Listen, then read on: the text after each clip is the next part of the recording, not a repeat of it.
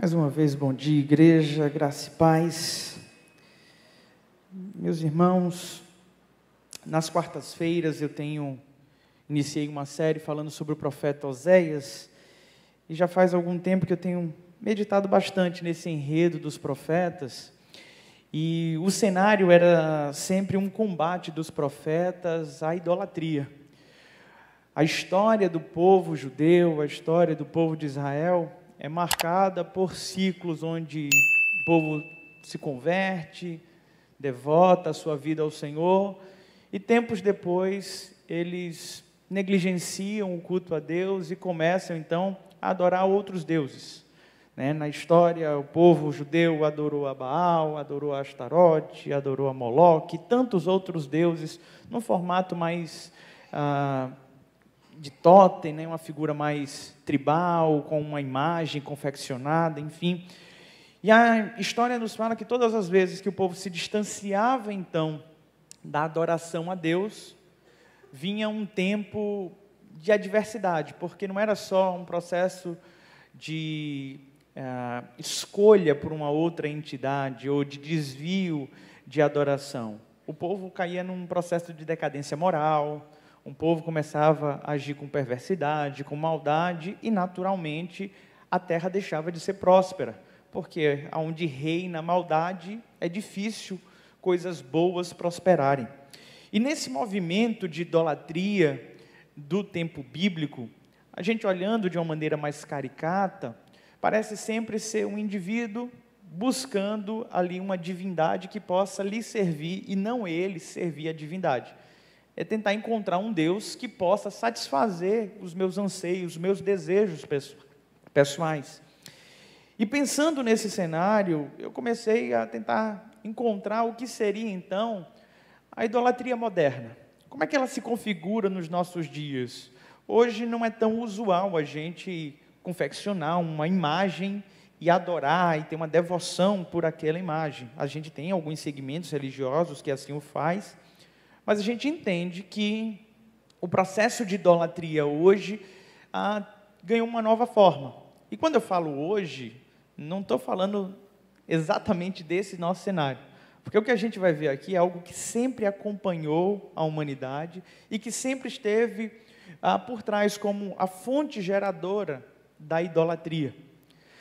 Depois do período medieval, do período de dominação da igreja, houve uma cisão histórica e um anseio da sociedade por tirar todo aquele aspecto teológico e de Deus no centro de todas as coisas e colocar o homem no centro desse contexto. E a gente passou então, no ambiente universitário, em tantos outros lugares, pensar mais a respeito da figura do homem como centro de todas as coisas.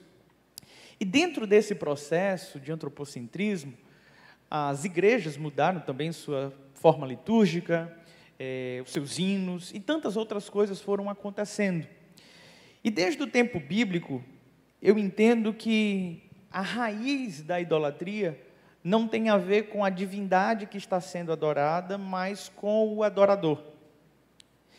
E quando a gente percebe esse movimento e entende que esse tempo de adoração, ele tem muito mais a ver com o que eu posso receber do que eu tenho para dar, eu chego à conclusão de que a idolatria moderna, e na verdade a idolatria que acompanhou a humanidade sempre, foi pautada no eu.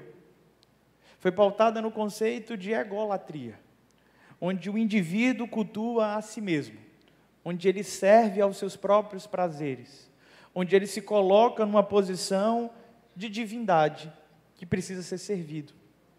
Ao longo da história da humanidade, surgiram alguns pensadores que acreditavam que todo desvio, toda maldade, toda perversidade era oriundo de pessoas que tinham uma grande autoestima. Uma pessoa que tinha um ego inflado, que achava que podia fazer todas as coisas, que estava no controle de todas as coisas. E passaram então a combater isso, dizendo que uma postura humilde faria então com que essa perversidade, essa maldade deixasse de existir. Hoje a gente vive um fenômeno que é o inverso disso. A gente vive um tempo onde olharam para o indivíduo e o indivíduo tão castigado, tão mazelado, com tantos dilemas, com tantos problemas, e com a autoestima tão lá embaixo, começou a praticar maldades e as pessoas falaram, não, mas ele rouba porque ele vem de um cenário muito ruim, então está justificado ele roubar. Não, ele adultera porque a mãe dele era espancada pelo pai e ele viu o pai adulterar também, então é por isso que ele tem... E começaram a encontrar uma série de justificativas para acolher aquele que tem, então, ali, o seu ego murchado, vamos dizer assim. E disseram, não, a raiz de todas as mazelas e maldades, então, está na questão do ego que está aí, não está no seu devido lugar. E surge, então, para nos ajudar, a geração coach. E eu quero que você tenha calma, eu sei que tem muitos irmãos que gostam desse fenômeno, eu entendo isso, e o coach como profissional eu acho muito legal, mas o coach teológico é uma aberração, tá? Vou usar logo essa expressão aqui, para a gente poder entender. E aí o que acontece nesse processo? Pegar esse indivíduo com ego ferido, com ego fragilizado, e começaram uma série de bravatas dizendo, você pode, você vai vencer, é na força do seu braço, você é capaz. É importante a gente animar, é importante a gente inspirar, motivar pessoas, mas biblicamente a gente sabe que não é na força do nosso braço, não é na nossa capacidade, não é. E esse movimento tem entrado na igreja de uma forma muito grande, e tem feito com que esse processo de satisfação do ego seja cultivado dentro da igreja. E agora a gente vai para um tempo litúrgico no padrão self-service. A gente chega no culto e fala, essa música me cai bem, eu quero. Essa palavra não está tão legal. E a gente monta o nosso cardápio, com a sensação de que o culto é para a gente. Não sei se você percebeu, as músicas que cantamos não tem teu nome. Uma gafe nossa. Se a gente soubesse antes que você estaria, a gente botava poderoso João, poderosa Joaninha, mas não é. O culto é para o Senhor. Mas a gente percebe sim, dentro do ambiente religioso, dentro do ambiente da igreja, esse fenômeno voltado para o indivíduo, permeando os nossos hinos. Ou ninguém aqui ouviu uma canção que dizia assim, você é um espelho, que reflete a imagem do Senhor. Não chore se o mundo ainda não notou. Meus irmãos, eu e você fomos criados para sermos esse espelho, para refletir a imagem do Senhor. Mas deixa eu te dizer, se o mundo não notou, é porque esse espelho está embaçado. É porque não está funcionando, você não está refletindo a glória do Senhor, você está refletindo qualquer outra coisa. E a ideia não é que eu ou você devemos ser os agentes que receberão esse culto. E assim, essa é uma de várias outras canções que permeiam, muitas vezes, nossos movimentos de culto. A gente tem um ministro que está sempre atento à teologia dos hinos, dos cânticos, e é importante a gente fazer isso, porque muitas das coisas que nós cantamos é um reflexo daquilo que nós estamos tentando viver. Mas eu queria então, junto com a igreja, ler um texto, uma porção, que é uma porção bem complicada das Sagradas Escrituras, mas é um retrato fidedigno dos nossos dias. Eu queria te convidar a abrir a tua Bíblia na Carta aos Romanos, capítulo 1. Faremos a leitura a partir do verso 18. Faremos do verso 18, inicialmente, até o verso 25. O apóstolo Paulo, quando escreveu a carta aos Romanos, ele ainda não havia estado lá para plantar aquela igreja. A igreja nasceu sem ter um apóstolo plantador. E o apóstolo Paulo tinha um desejo de ir para Roma, para que naquele local ele pudesse levantar uma oferta e pudesse ir pregar então na Espanha. E antes de ir para Roma, ele soube que ele estava mal falado em Roma. Alguns cristãos judaizantes começaram a difamar Paulo. Falaram coisas bem complexas e até absurdas a respeito do seu evangelho. Então ele escreve essa carta aos Romanos para dizer realmente o que ele crê. E Romanos, do capítulo 1 ao 8, é uma sistemática da teologia paulina. Ele sistematizou tudo aquilo que ele cria. E o primeiro capítulo, ele dirige então para a comunidade gentílica. Ele dirige para aquele povo que não era membro da comunidade judaica. E ele vai falar então da falência moral desse povo. O capítulo 2, ele vai falar sobre a falência moral dos judeus. E no capítulo 3 ele diz: não há um justo sequer. A salvação é por meio da justificação, por meio da fé e não das obras. Tá? É por meio da graça. Então, a gente vai ler aqui o que é o processo de decadência moral de todo um povo.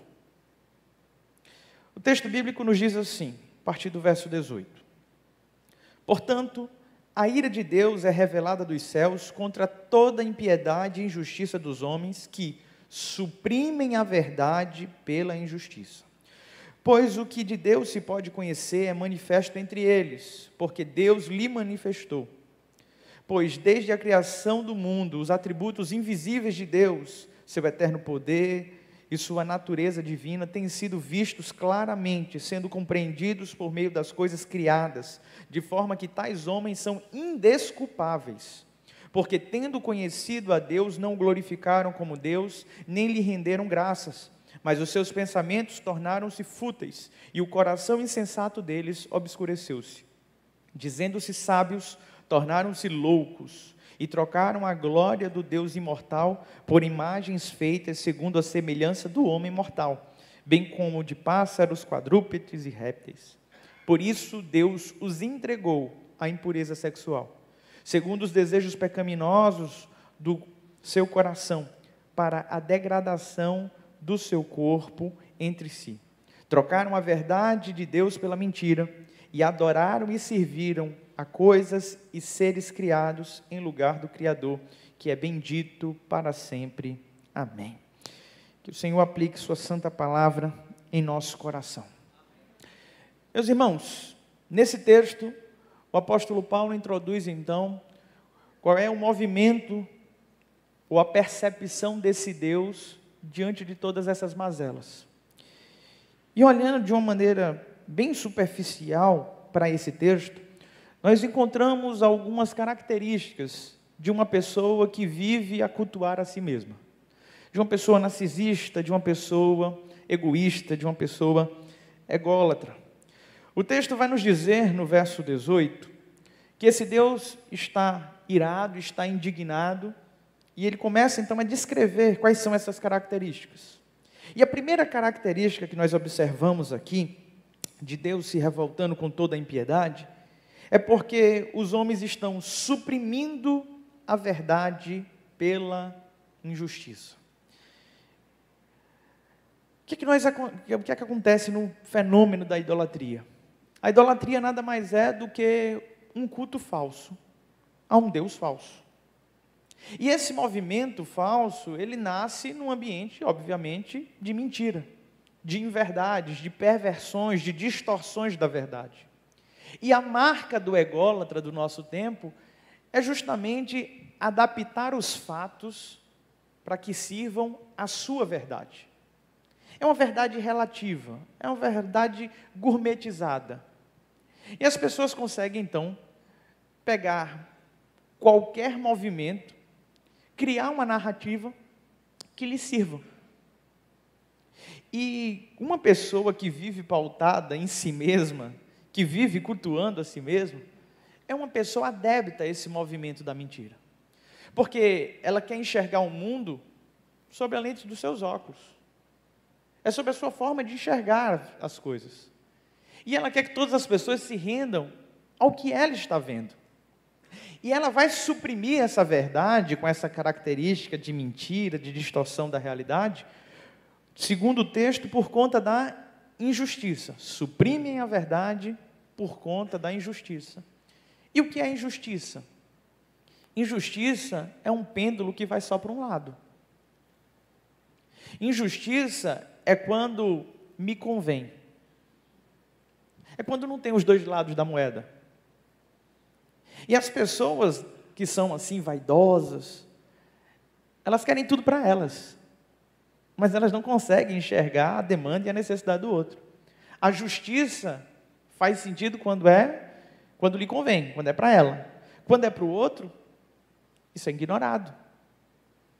Então, diante desse movimento de autopiedade, de olhar para si mesmo como merecedor de uma justiça que lhe seja adequada, essa pessoa começa a distorcer tudo à sua volta. E a gente tem vários exemplos disso nos nossos dias. Vários e vários. Né? Como pessoas que se rebelam contra verdades bíblicas e dizem assim, tais textos têm que sair da Bíblia. Não pode existir esse texto aí porque é ofensivo. Ofensivo por quê? Porque fala de coisas que você faz? E você quer que sejam bem vistas? Porque você não consegue se livrar delas? A gente quer fazer com que tudo se molde à nossa vontade, à nossa maneira de viver. E o errado vai continuar sendo errado e o certo vai continuar sendo certo. Quer todo mundo embarque numa loucura coletiva e fique dizendo que o errado é certo ou não, não muda. Não adianta, meus irmãos, não adianta eu chegar para todos vocês e falar, olha, o meu celular é branco, e convencer todos vocês de que o meu celular é branco. Por mais que vocês acreditem, por mais que eu acredite, ele vai continuar sendo o quê? Simples. Mas a gente está vivendo uma modelação social que faz com que a gente queira mudar fatos, distorcer a realidade. Trocar a verdade divina, que é o que o texto diz, por aquela que nos agrada. A gente tem um processo patológico chamado de disforia, que acontece vários tipos de disforia. Né? E nesses processos de disforia, principalmente aquelas ligadas à autoimagem, como anorexia, bulimia e tantas outras coisas, quando a gente percebe que uma pessoa está sofrendo com anorexia, ela está ali magrinha, tudo que ela come ela tenta botar para fora, porque ela ainda não acha que está magra como deveria ser, como é que a gente trata essa pessoa? A gente chega para ela e diz assim, de fato, você está muito gorda, não coma não, faça uma dieta mesmo. A gente embarca na fantasia dela, todo mundo junto, não é isso? É assim que a gente faz? O mesmo se aplica a qualquer outra disforia. Tá? Qualquer outra que você imaginar. A gente não cria um mundo paralelo para satisfazer. A gente trata. Ok? Eu acho que a lei só me permite ir até aqui. Então, esse processo de suprimir a verdade, de distorcer a verdade numa mentira, por conta de uma comiseração, de uma autopiedade, de dizer eu sou um coitadinho, que eu preciso que tudo se molde ao meu favor, tem gerado todo esse processo de singularidade muito especial, onde cada indivíduo é único, e precisa ser contemplado nessa sua essência e cultuado. O texto vai avançando, e no versículo 21 vai nos dizer o seguinte, porque tendo conhecido a Deus, não glorificaram como Deus, nem lhe renderam graças, mas os seus pensamentos tornaram-se fúteis, e o coração insensato deles obscureceu-se. O texto vai nos falando que Deus, que é um Deus invisível, que é um Deus intangível, inalcançável, para que ninguém tivesse uma desculpa diante dele, decidiu se revelar, se mostrar, se fazer conhecido. O versículo 20, que a gente leu inicialmente, nos diz que os atributos invisíveis são claramente vistos. Caramba! Os atributos invisíveis de Deus são claramente vistos. É Deus dizendo assim, não é para ter dúvida que sou eu estou me manifestando no mundo. As pessoas conheceram a Deus, mas em vez de darem glórias a Ele, o que é que elas fizeram? Elas preferiram servir e adorar a criação. E o versículo 21 que a gente acabou de ler, nos fala que os pensamentos deles se tornaram fúteis. Fúteis. Um ególatra é cheio de pensamento fútil. É aquela pessoa que está tão preocupada com ela, nas mínimas demandas, que não consegue enxergar as necessidades, por exemplo, do outro. Acha que tudo gira em torno dele, e essa pessoa se torna uma pessoa mesquinha. Mesquinha. Sabe gente mesquinho que fala assim, não, eu não posso não, porque senão vai faltar para mim. Eu não posso não, porque... E é tudo voltado para ela. Tudo voltado para ela. O ególatra é mentiroso. O ególatra é cheio de autocomiseração e piedade. O ególatra é mesquinho. Só que o texto não fala só sobre um pensamento fútil. O texto fala que o coração insensato deles obscureceu-se.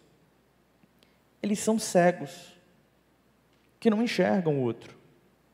É um movimento egoísta mesmo.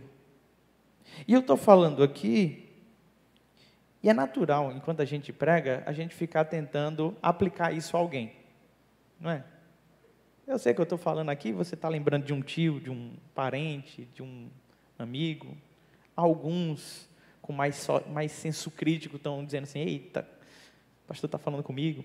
Enfim, mas o fato é que a gente identifica pessoas que são assim. Vaidosas, narcisistas, que tudo gira de fato em torno deles, que eles se bastam.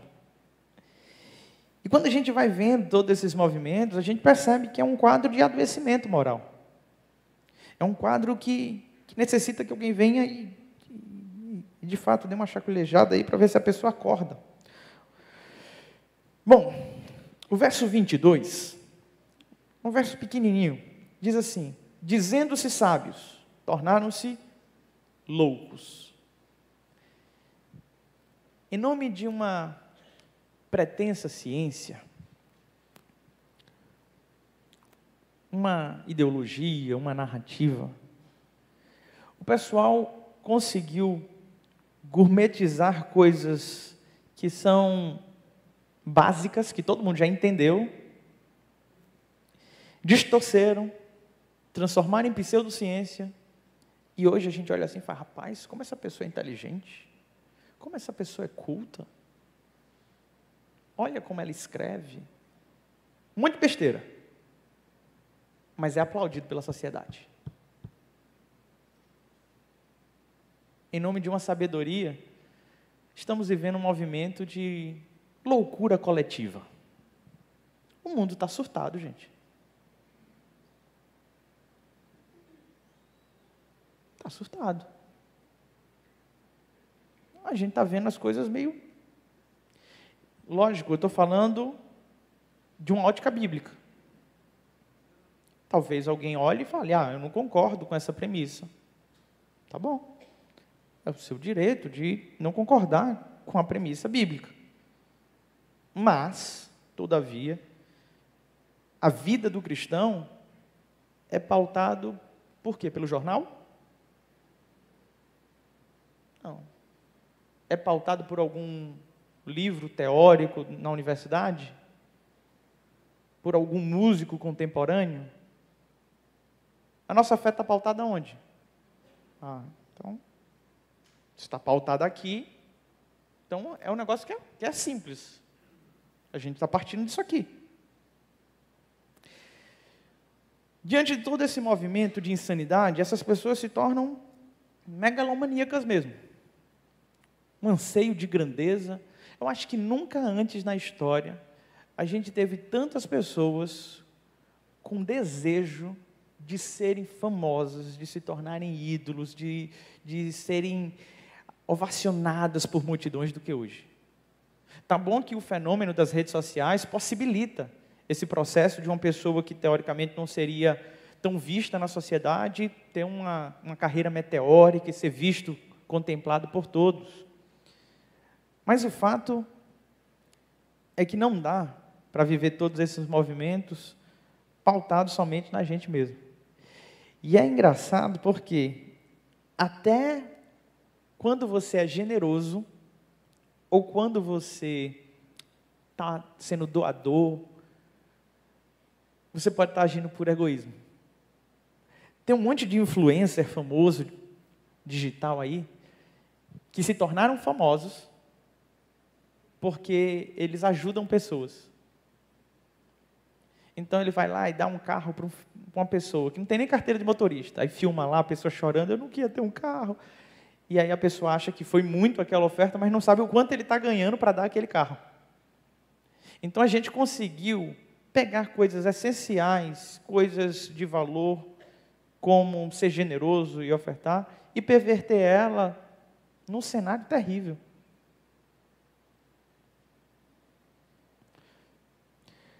Diante de tudo isso, o verso 25, 23, na verdade, nos diz que eles preferiram adorar imagens à semelhança de homens. É o culto ao homem. Esse culto ao homem já é antigo, né? Desde a época dos imperadores, dos faraós e dos reis, até os nossos dias, quando as pessoas celebram aí os influencers, os artistas. Só que esse culto ao homem hoje tem se personificado porque todo mundo entendeu que tem um valor. E aí, agora eu não preciso necessariamente encontrar um ídolo para mim, porque eu posso adorar a mim mesmo. E então, o texto agora muda. Ele deixa de mostrar as características desse tempo, dessas pessoas ególatras, e ele vai nos apresentar algumas consequências desse movimento.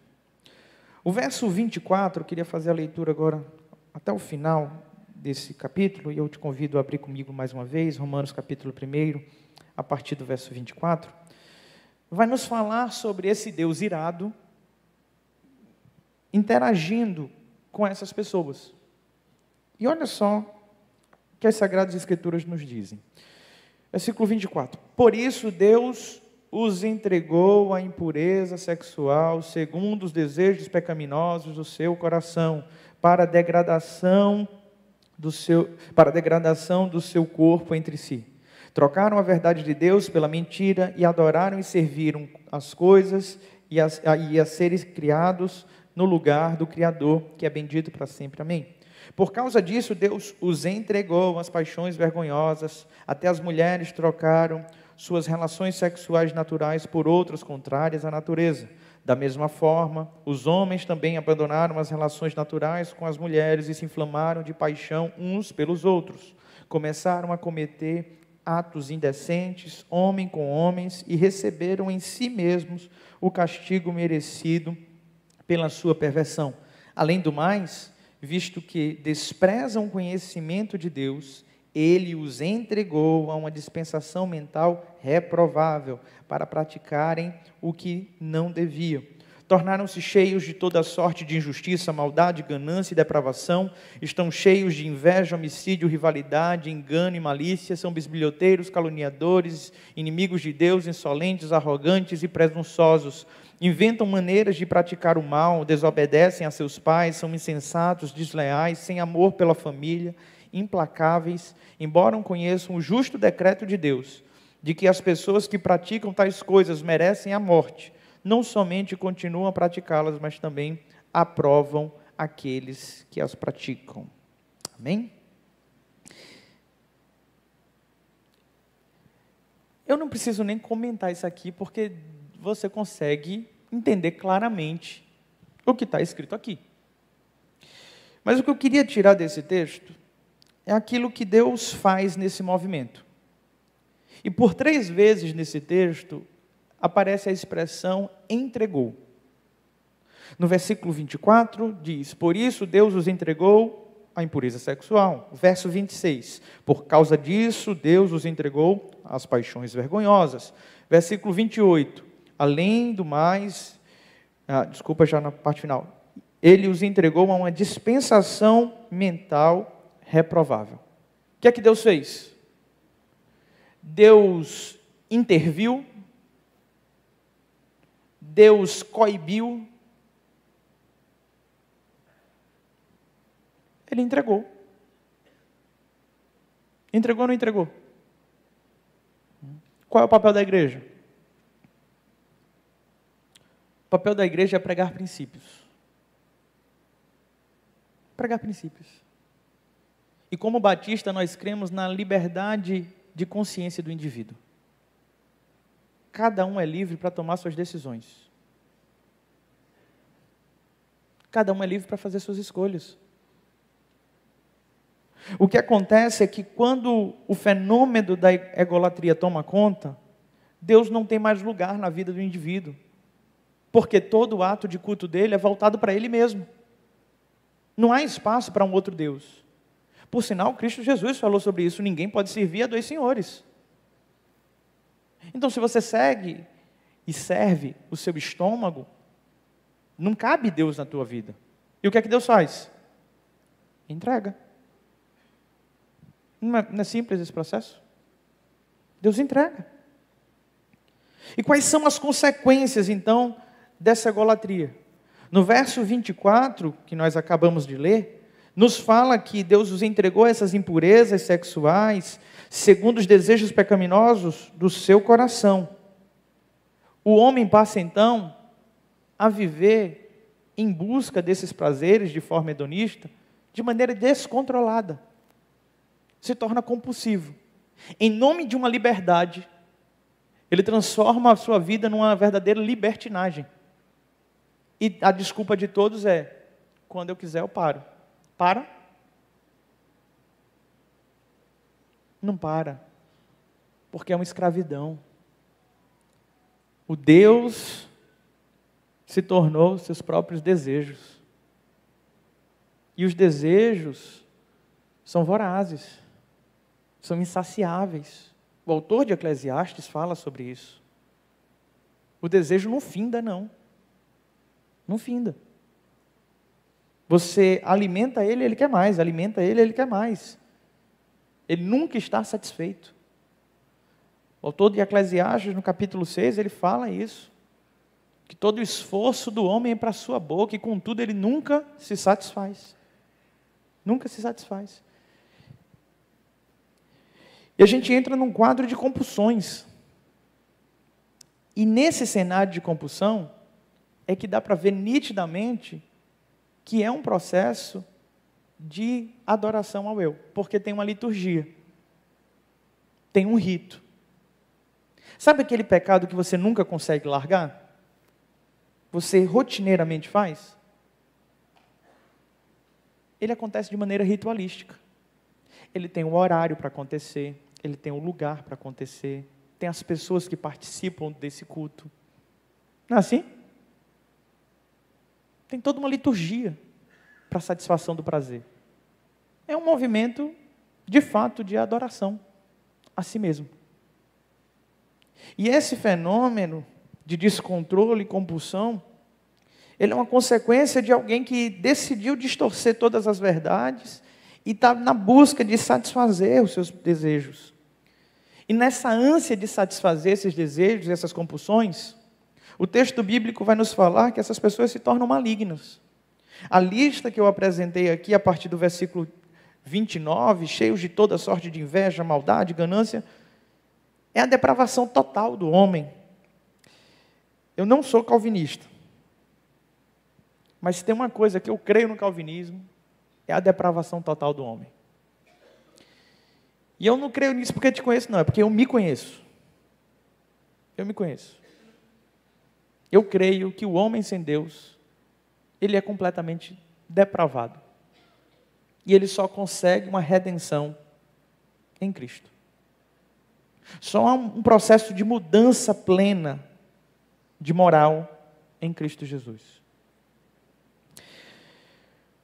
O último verso desse texto que nós lemos, o verso 32, fala que eles continuam a fazer essas práticas que são condenáveis, e diz que ficam apoiando ou validando, ou aprovando aqueles que praticam. O processo de egolatria, ele depende de aprovação, porque são pessoas com ego fragilizado, precisam de validação. É assim, o camarada faz tudo de errado, mas ele precisa que alguém vá lá e bata nas costas dele e diz, não, é assim mesmo, a gente entende, é justificável. O apóstolo Paulo, escrevendo a segunda carta a Timóteo, no capítulo 4, ele orientando a Timóteo a pregar a palavra de maneira insistente, a tempo e fora de tempo, ele diz, vai chegar uma época em que as pessoas não vão suportar as sãs doutrinas. E como tendo coceira nos ouvidos, elas vão ajuntar mestres para si mesmos. Tendo uma dependência de ouvir palavras que validem aquelas ações. Não existe nada que você faça de maldade, de vil, que não exista pelo menos uma pessoa que não esteja ali aplaudindo e dizendo, é isso mesmo, uma heresia. Você tem validação para tudo que você quiser. Para tudo. Como é que a gente vence então esse cenário? Como é que a gente resolve esse dilema aqui? O apóstolo Paulo não deixou sem solução. Ele apresenta a crise moral dos gentios, apresenta a crise moral dos judeus que dependiam da lei, e diz que todos estavam perdidos. E no capítulo 3, a partir do versículo 23, ele conclui a nossa vitória sobre a egolatria, dizendo assim, pois todos pecaram e estão destituídos da glória de Deus, sendo justificados gratuitamente por sua graça, por meio da redenção que há em Cristo Jesus. Não é as boas obras, não são elas. Não é você ser caridoso, ser bom. Não é o que você faz. É o Deus que você serve. É o Deus que você serve. Porque qualquer pessoa que queira, a partir do seu braço, do seu esforço, das suas obras, alcançar uma redenção, é só uma questão de tempo de quebrar a cara. Porque a gente é falho mesmo. A nossa natureza é uma natureza decaída. E a gente só consegue se livrar dessa escravidão em Cristo Jesus. E é pela ação do seu Santo Espírito em nossa vida. Se eu e você queremos abandonar a egolatria, essa busca incessante de satisfação pessoal, a gente precisa fazer como o apóstolo Paulo. E dizer assim, eu já crucifiquei a minha carne com Cristo. E agora não sou mais eu quem vivo, é Cristo que vive em mim. A sua satisfação não tem que estar em você mesmo. Tem que estar no Senhor. Sabe, a gente precisa fazer como João Batista. Importa que ele cresça e que eu diminua. Como os apóstolos faziam, colocando o outro em lugar de honra em detrimento de nós mesmos. A gente precisa aprender a servir, independente se estamos recebendo algo por isso. A justificação é por meio da fé, e só vencemos a egolatria com sacrifício. No tempo bíblico, quando as pessoas queriam adorar uma entidade, elas ofereciam uma oferta, um sacrifício. O Senhor Jesus, na cruz do Calvário, fez todo o sacrifício que eu e você precisávamos e pagou um preço que eu e você não tínhamos condições de pagar. Mas Ele não pagou esse preço para que hoje eu e você vivêssemos de maneira aleatória. O apóstolo Paulo, escrevendo a carta de 2 Coríntios, capítulo 5, ele vai dizer que um morreu por todos, logo todos morreram. Um morreu por todos para que aqueles que vivem não vivam mais para si mesmos, mas para aqueles que por ele morreu, ressuscitou. Nós vivemos para Cristo. E hoje, você tem uma oportunidade de mais uma vez, abdicar abdicar de ser o senhor da razão e de ser o senhor da sua história. Eu sei que está na moda essa frase aí, né? Seja o senhor da sua história. Deixa Deus reinar. Deixa o Senhor conduzir a tua vida. Existe satisfação nele. A alegria nele é eterna. O autor de Eclesiastes diz que o riso do tolo é como estalar de um graveto embaixo de uma panela. Passa. Mas a alegria e a satisfação que a gente encontra no Senhor são eternas, independem das circunstâncias.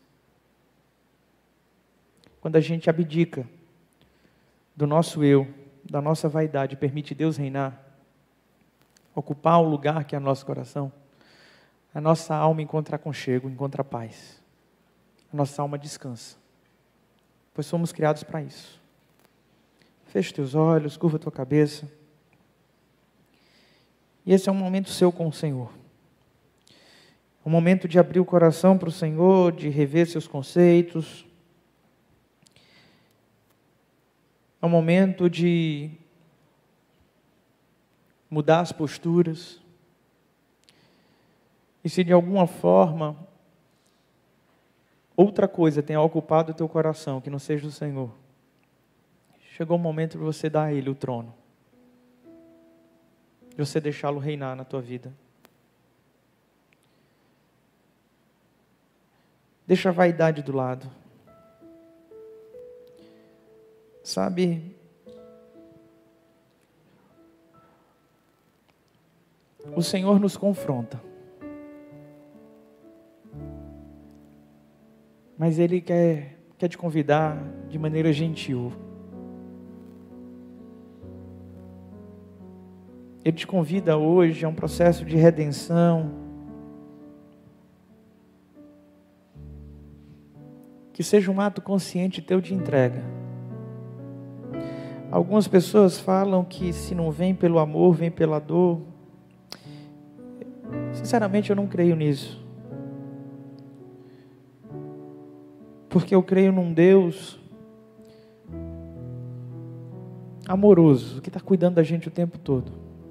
E quando a gente obstinadamente decide se afastar dele, viver uma apostasia, viver um processo de se voltar contra ele, ele simplesmente nos entrega. Ele não quer forçar a barra contigo, mas ele quer mudar a tua história. Senhor, nosso Deus e Pai, não queremos dividir a adoração que é tua com mais nada. Quantas vezes, ó Pai, os nossos sentimentos e instintos, ó Deus, nos roubam a lucidez. E por não conseguirmos controlá-los, ó Pai, nós ficamos procurando justificativas e distorcemos a verdade em narrativas. E ficamos ansiando por aprovação, porque não queremos ser reconhecidos como maus. Mas entendemos, ó Deus, que toda bondade reside em Ti. E que nós só conseguiremos, ó Deus, essa redenção plena, se for o Senhor trabalhando em nossas vidas. É por isso, Deus, que nessa hora rogamos a Ti dizendo: molda o nosso coração. Como o oleiro faz com barro, ó Deus, trabalha em nosso ser. Nos transforma a Tua imagem e semelhança, Pai. Porque queremos resplandecer nessa geração corrompida e perversa. E sabemos, ó Deus, que não é por bondade nossa, não é por inteligência, não é por santidade nossa, é por ação Tua. Recebe nessa hora o coração arrependido do Teu povo. Tua palavra nos diz que um coração quebrantado e contrito o Senhor não rejeita. Que é nessa hora, Pai, que nos entregamos plenamente a Ti. Em nome de Jesus.